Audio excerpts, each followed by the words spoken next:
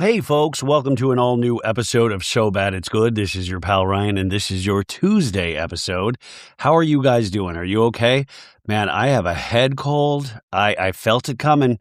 I did not feel good last night after I wrapped up the show. I felt it coming on all weekend, and I kind of wore myself out this weekend just talking with this big old yapper. We had so many episodes this weekend, so please catch up with those because I'm proud of all of those episodes. And Bergie, we did a Traders recap with Bergie. Bergie reached out today, and we might have a surprise guest for our next Traders recap. So make sure you are subscribed. I'm so excited, but I kind of I haven't sorry, this is how out of it I am, you guys. I haven't been able to sleep. I've just been in misery, just like it's fun. Welcome to 2026. Anyways, today we're going to do a couple pop culture stories, and then we're going to get to our interview. We have Maria Kozaminis. She's DJ Tumbles on the new Netflix reality series, Members Only Palm Beach, which was I'm still recovering from watching. I binged that whole show. We did this interview last week, but I think I watched it a couple days beforehand. I watched all of the episodes on Netflix, and it's wild. But we talk about everything. We even talk a little bit about the political nature of the show towards the end of the interview, because I know a lot of you guys had questions about that as well. But she was very nice. She was great. And we had a good time. So there's a timestamp if you want to skip right to that. But if not, we will talk about a couple of other things. Now, the Golden Globes, we talked a lot about that yesterday. It's so funny. People are still so enthralled, it seems like, with the Kylie Jenner, Timothée Chalamet relationship. And they're just like, oh my God, they took a photo of them, like Kylie's flipping off the camera. How iconic. Look, here's me flipping off the camera right now. Is this iconic? No, it's just an old man flipping off. But when Kylie Jenner does it, it is iconic. No, it's so silly, man. I was just reading too, is that Marty Supreme, it has not even broken $100 million yet, which, listen, that's a lot of money, obviously, but for the amount that Timothée Chalamet was promoting that movie, because it now has opened overseas, and it doesn't seem to be performing well overseas, and it already fell out of the box office top 5 this past weekend. And so that kind of shocked me, and I still...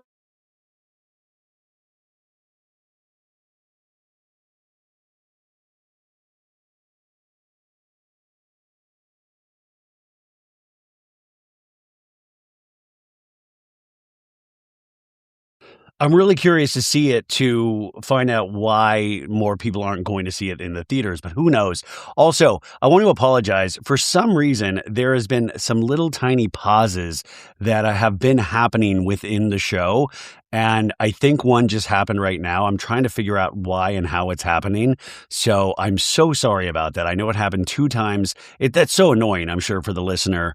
But I can't usually tell when it's happening until it's hard to explain. And my Theraflu mind right now can't really piece it together. So I just want to apologize. Anyways, Marty Supreme, right?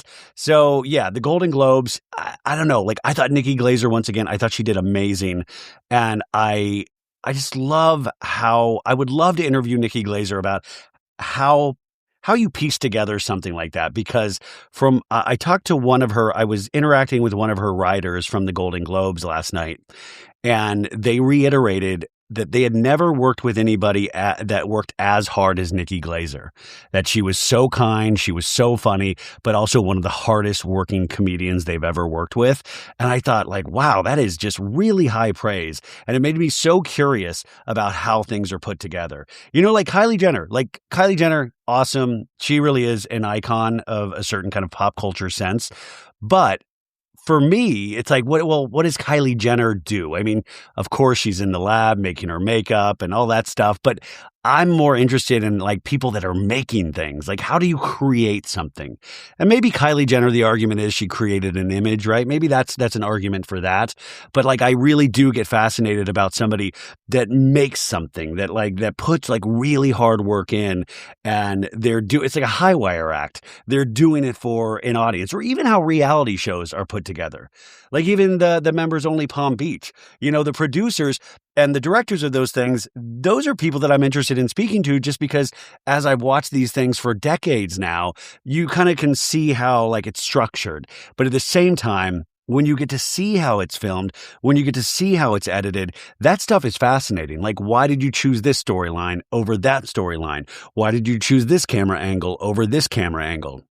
I don't know. That kind of stuff really does fascinate me. So we are in full full award season. The Grammys are going to be next month, and then that's going to lead to the Oscars. But we got a lot of stuff happening. Now, in terms of television, Apple TV has had some amazing shows. But the thing with Apple TV shows, I guess the thing with a lot of cable shows, you don't really know when a new season is coming out. Like network television, you always had fall TV. It's like you knew like the next season of Friends was coming back in September, right? But with Apple TV, they'll wait years in between shows. I mean, Severance, I think they wait like 10 years in between seasons, it seems like. So I found this article that a lot of your favorite Apple TV shows, this is when they're coming back. Now, the studio, which won big in the Golden Globes with Seth Rogen, they start filming their season 2 next week. So they start filming. So that'll be interesting. Now, Shrinking will have its 3rd season with Jason Segel and Harrison Ford. That is going to premiere. Their 3rd season premieres January 28th of this year. Now, Severance, my favorite show, that starts filming season 3 beginning in April. But we will not see any new episodes until 2027. Now, the Jon Hamm Show, Your Friends and Neighbors, which just had its 1st season on Apple TV, their 2nd season will premiere April 3rd of this year. Ted Lasso is coming back. That's right. Season 4 is currently filming, and they're targeting a mid-2026 release. But if they're still filming, who knows if they're going to make that. Now, there's a show, Silo, that's been on for 2 seasons on Apple TV. I have not watched it, but a lot of people speak very highly of Silo. Silo, they shot seasons 3 and 4 back to back, and season 3 is targeted for a late 2026 release. Another great show, Slow Horses with Gary Oldman. Season 6 has wrapped filming and is targeting a fall 2026 release. Now, do you guys remember the Jake Gyllenhaal series, Presumed Innocent, that came out about a year and a half ago? Well, season 2 is currently filming, but it's not with Jake Gyllenhaal anymore. It's now an anthology series, so it's a whole new storyline with a whole new cast, and Rachel Brosnahan is leading the cast, who played Lois Lane in Superman and also the Marvelous Miss Maisel. So she leads that. And then Pluribus, Rhea Seehorn just won for Best Actress last night at the Golden Globes, and she won at the Critics' Choice Awards the week before. Pluribus, their 1st season just ended, and I thought it was an excellent 1st season. Very slow. I loved it. I loved the pacing, but a lot of people thought it was very slow. Rhea Seehorn says she wants season 2 to begin filming as soon as possible, but Vince Gilligan, the creator, said, we're going to have to wait, which I'm like, oh, that sucks. So it seems like they're going to go the Severance route, where they're going to make people wait. I think that's a real big mistake, especially with a show like Pluribus, where I'm like, we want to know what's going on in that story. Like, advance that story more than just the 9 episodes that you showed us. Now, The Pit won big at the Critics' Choice, and it won big at the Emmys, and it won big last night at the Golden Globes.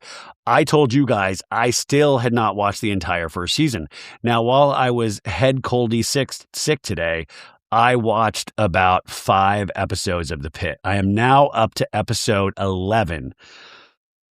Here are my thoughts. Not that you need my thoughts, but here are my thoughts. But I'm trying to catch up because I want to catch up to everybody, because they just premiered the new season last week.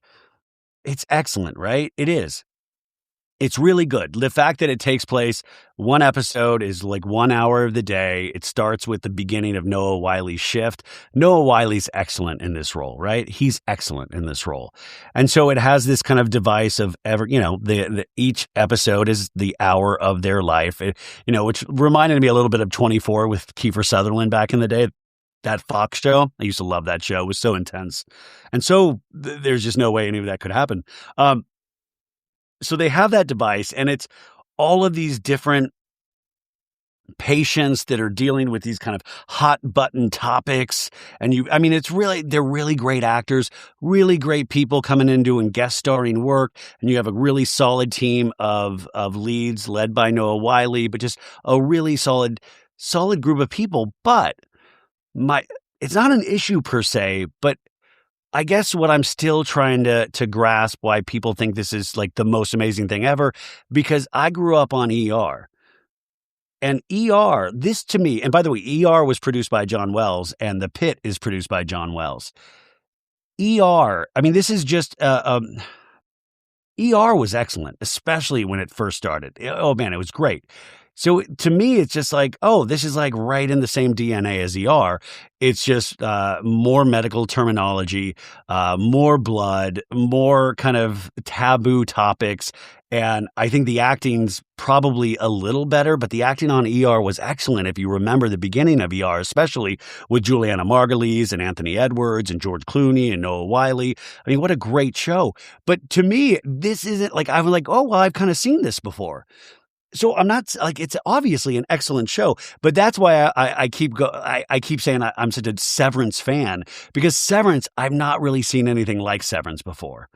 For me, that's where my imagination just kind of explodes when I watch Severance. When I watch The Pit, I'm in it. Like, I think it's masterful. And I think the way that they're able to piece these things together, and like, even if you look at the background actors in the background, it's a really well done, and it's technically well done. I just sometimes I'm like, I don't think it is as groundbreaking as, I know people are going to hate me for saying this, but I'm saying it's still an excellent show. I just don't think it's groundbreaking, but I do think it's amazing in time like this to really champion healthcare workers, to really show what they go through, and what our medical system, and how our medical system is exhausted. And it's going to be even crazier this year with like health insurance and all. I think it brings so much attention in such a good, positive way to kind of let people in on what is going on, or what we feel is going on, but it puts a voice to that feeling. So it is really, I don't know, maybe I'm talking myself out. It's great. It's just, I watch it and I'm like, yeah, it reminds me of ER. So those are my thoughts. That's what I spent today doing, watching a bunch of episodes of The Pit, trying to finish the first season. Oh, also, we were talking about music in TV shows, and I was talking about how Stranger Things, especially the final episode, but the entire series had really great music selection, and especially that final episode, they used 2 Prince songs, and they used David Bowie's Heroes, they used the Pixies' Here Comes Your Man. They just had a great soundtrack. But this is the power of that show and the power of television, and why I think music, and especially older music, is so important in television shows, is because get these statistics. Prince has gained almost 5 million new listeners on Spotify since the Stranger Things finale.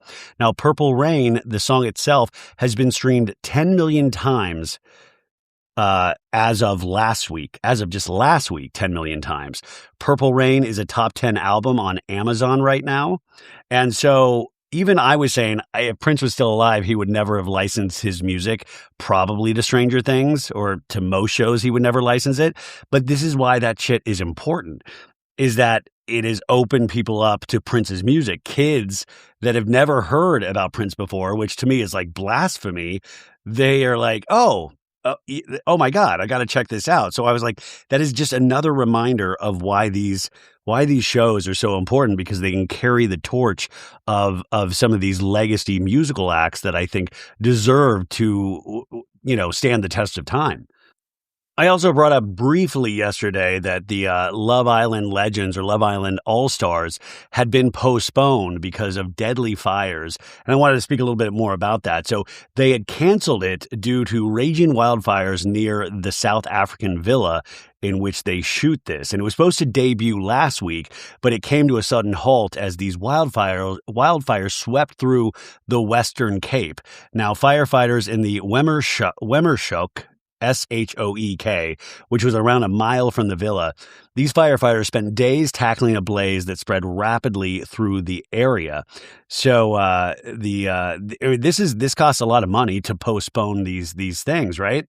So the first episode was canceled, but now Love Island All Stars filming is back on. The Sun is reporting they are able to start filming again. So I'm not sure what that means in terms of when it is going to air. But yeah, it's like they're not going to cancel the whole season. But thank God they were able to contain those fires because that would be just so tragic for so many reasons. But yeah, Love Island All Stars is back on after they had canceled it briefly over the weekend.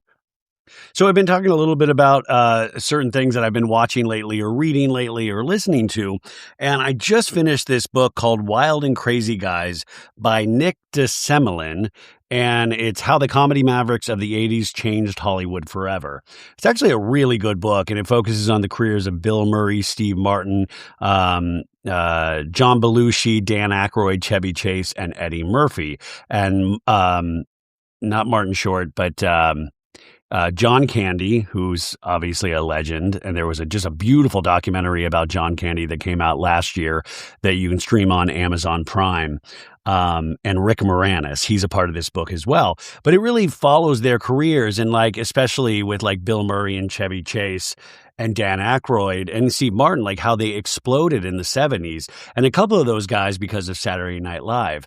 And then I just watched the new Chevy Chase documentary that he participates in called I'm Chevy Chase and You're Not. It's a CNN original film, but I believe it's going to start streaming on Max this next weekend. But it's wild because there have been so many stories that I've heard over the years about Chevy Chase just being a gigantic asshole, which is always disappointing because growing up, like Chevy Chase was the shit. Like as a kid, I saw Christmas Vacation 3 or 4 times in the movie theaters because we were living in Kansas and my dad found out he was getting transferred with his job to Arizona, and he felt really bad. So he let us go to the movies every weekend. And me and my sister, we went and saw Christmas Vacation at Olathe Landing movie theater every weekend. But Christmas Vacation, we still watch it every year. We still watch it every year. And there's just been so many legendary films like Fletch or Caddyshack or The First Vacation. I mean, he'd been a part of so many amazing films to a kid, right?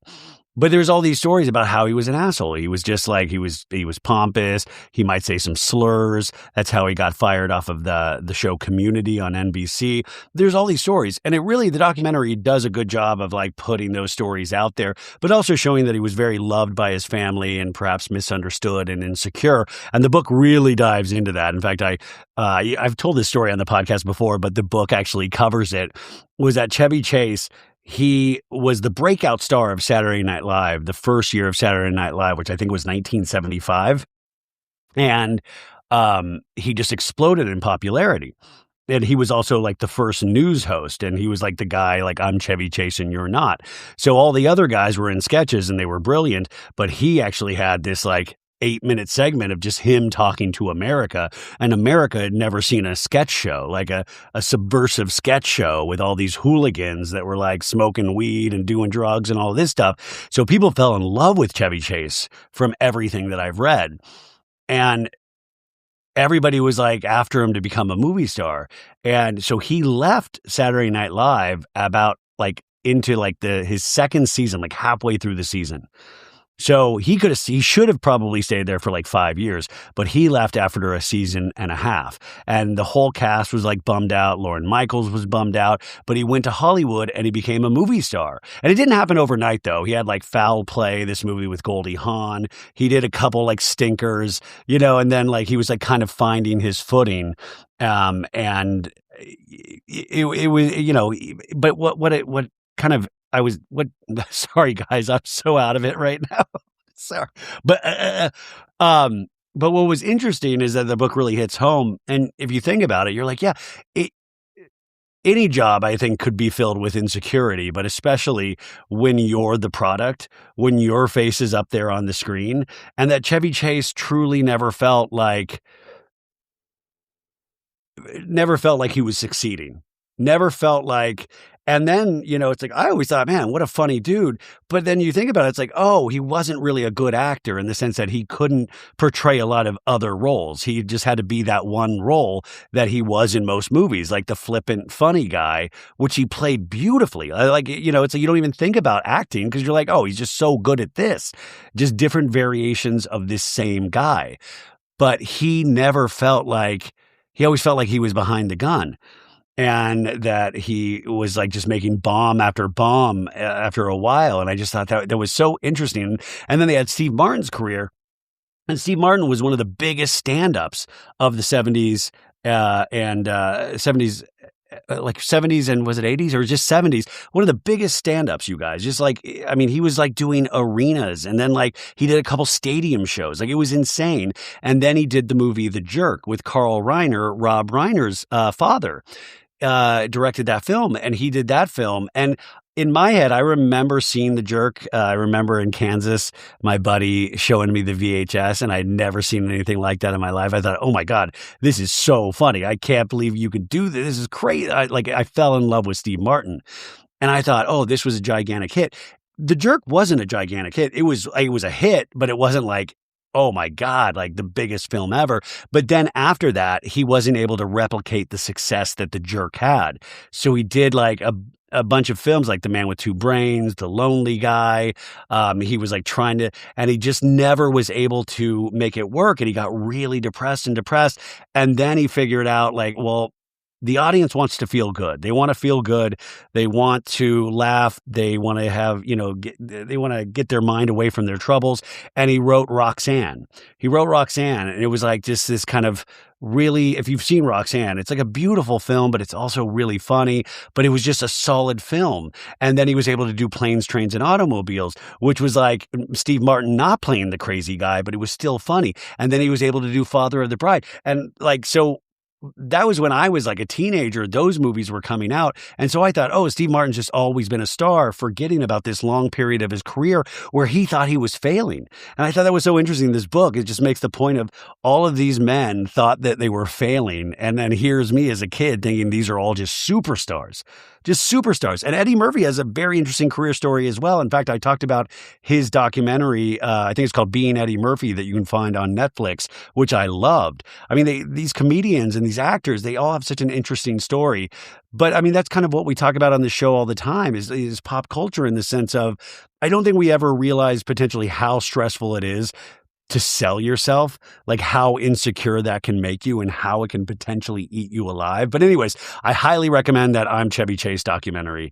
I think it was really interesting. And it made me sad because you can tell his family loves him so much, but every time he gets around sets or work people, he seems like he becomes a gigantic asshole. But I think that's him like trying to protect his insecurities, if that makes sense. Also, I watched Sunday night's episode of The Real Housewives of Potomac today. I've watched every episode this season. I've enjoyed it. I don't think it's like the best season ever, but I've enjoyed it. I've enjoyed Stacey, Wendy, just kind of watching her all the time, thinking like, oh my God, when does the financial shit like go down? And knowing that we're leading up to an interview with Karen Huger and Andy Cohen. So I've been really fascinated with it. I don't really consider it a rebuilding season. But anyways, there is a character on there, you guys, Angel, and it's her first season. And I think she is having one of the most awkward, unsuccessful first seasons ever. And I feel horrible for her. Every time she tries to serve on this show, it just reads like somebody trying to serve. And so you have this weird secondhand embarrassment, which sucks. Like she was the girl earlier in the season that Giselle pointed out of like, girl, I was looking at like Instagram and you say this photo is you, but it's like clearly completely face tuned. And but she's like, no, that's me. And Giselle's like, what? And it's like so sad because it is so face tuned and she still won't like really admit to it. And I hate that so much, even though it was like a pretty funny storyline. So this episode, Angel's invited all of the ladies to her compound, which I think is in Colorado, right? She's supposed to have this beautiful home there, which she does have a beautiful home, but then she puts most of the ladies up in another home, like an Airbnb home, which is still a beautiful home, but it's like an hour and a half away from Angel's actual home. So once the ladies find out about this, especially Giselle's pissed. And she, like, the last episode, she put Giselle and Ashley in like in the same room on little single beds, and Giselle in this episode is like, I don't do that, and I don't have an ensuite bathroom, and I need that. Like, I don't do things like this. Like, Giselle putting her foot down. I'm like, no, because I took you all ladies to Nevis, and that was a beautiful vacation, and I deserve more. Like, Giselle, man, I totally understand Giselle, but sometimes I'm just like, don't fight. And this episode starts with Angel. She brought over like a yogi to like teach him some yoga moves, and you can tell not a lot of people are thrilled with this. Like, even Stacy's like, I came here to have a good time. I didn't come here to do yoga. I think Stacy actually goes, and I'm a yogi. And I was like, Stacy, you're a yogi? Okay, cool. Man, Stacy, you can just watch Stacy all day long. She's fascinating to me. So, anyways, Angel throws like this kind of welcoming party for all the ladies at her house. And it's like, it really is a beautiful estate. And, but then her husband has his friends over, and like we get introduced to the friends, and the friends are weird. Like, they're just like sitting around, just staring at the ladies, not saying anything when they're introduced. Like, it was such a weird, like, in fact, I forgot who said it, but they were like, oh God, it's like big Get Out vibes, the movie Get Out. Like, it was so weird where I was like, what is happening here? But you feel bad for Angel because all of these ladies are nitpicking this trip so intensely. But then they get to this dinner and everybody's like, okay, this is nice. You're making an effort. We see this. Okay, I get that. And then at the dinner, the Angel like stops getting like not picked on, but stops getting poked at and prodded a little bit. And then the other ladies start getting into it. And Stacy and Tia, I believe, have a conversation. Stacy and Tia have a conversation because Tia doesn't hang out with Stacy any longer. And she was asked about that. And it's because, like, I don't trust anything that you say, Stacy. Everything you say, I was like, I don't trust that you're actually telling me the truth. And I love that Stacy just rolls with everything, and still she rises. But that's like, Stacy does get caught in so many lies, but you would never know it by how she acts. She just like moves on. And it gets brought up again because Monique's back on this cast, and that Stacy was talking to Chris Samuels, Monique's ex-husband, but Stacy's lying about that and saying, no, I didn't call him. I didn't do anything, even though we have proof that she did do it. It is so weird. And then we find out that the house that the majority of the ladies are staying in, it has intermittent running water. Like the water's not running sometimes. And that's like Giselle's final straw. And like Angel has no control of that. It's just like bad luck of the draw. But you're like, oh shit, man, Giselle. And Giselle says, I'm going to take this matters into my own hand. If this is not fixed, I'm going to find a new place to stay for all of us ladies. And at the end of this episode, Angel's like, hey, surprise, ladies, I'm taking everybody to Aspen, which why didn't we just have the trip in Aspen to begin with? Hey, ladies, I'm going to take us to Aspen, and we're going to go to Kimosabi, Kyle's favorite hat store. Like, that's like we're going to go to Aspen, and we're going to go to Kimosabi, where where a lot of famous people are seen. And I'm like, oh, God. And then next week in the preview, you see that Mauricio Omansky's in there. It's me, Mauricio. What's up, love beans? And he's like, hey, Giselle. Like, I shit you not, Mauricio appears in next week's episode. God, thirst monster. But at the end of this episode, Giselle finally says, like, hey, sorry, I don't know if we can go to Aspen because I think we're going to get ourselves a new place. And you can tell it's going to blow up next week. And we're leading up to the finale, which should be in like 3 episodes. So those were some quick thoughts on Potomac. I do enjoy it. It's like, it's one of those easy breezy. I love this. Like, there's fights every week, but I'm like, it's an easy breezy show, but it's like, it's dramatic. It's not traumatic this season. I'm waiting for it to turn traumatic, but it hasn't done it quite yet. Okay, folks, that's it for me today. I gotta put myself to bed and knock myself out in any way possible. But we have a great guest for you today, currently on the first season of Members Only Palm Beach. So right after this commercial break, we will get right into that interview. Have a great Tuesday, folks, and I'll talk to you on Wednesday. Bye.